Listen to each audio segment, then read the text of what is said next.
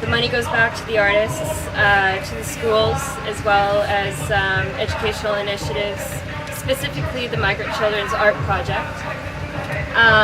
And we come to venues like these to use art. It's the visual medium. I mean, people don't normally, or not a lot of people can just listen to me ramble for 10 minutes and be captivated, right? The art allows that to happen. So I'm just going to speak a little bit about what I saw and give you some stories that were shared with me, and then talk about the current context. So where I was placed in May Sot, I met a lot of people who were involved with the pro-democracy movement in Burma. National League for Democracy members were the main people who I was in contact with. I went to Union Day celebrations, which was basically when the National League for Democracy gained power in 1989, but it was suppressed, and it's still a military regime there now. And a lot of these people have just a crazy amount of strength and endurance, and that's what shocked me and just made my compassion for them grow even stronger.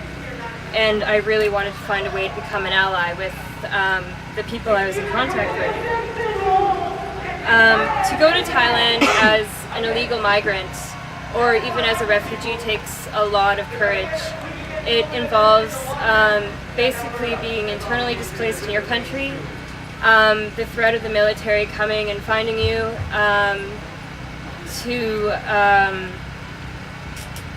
and sometimes people are illegally trafficked into Thailand as well, and they can suffer the circumstances of being forced into prostitution. So there's a lot of issues in Burma. I'm not going to touch on all of them. The brochures that I've laid out have some great resources. I highly suggest you try to check them out.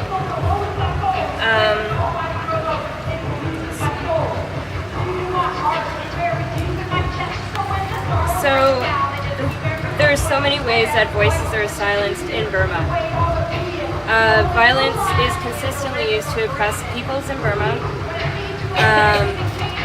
And the major hallmark of this was on August 8th, 1988, which has the anniversary just passed, and this was when there was a pro-democracy movement. People went to the streets demanding freedom and democracy. As a result, about 10,000 people were killed and 1,400 activists were put into prison.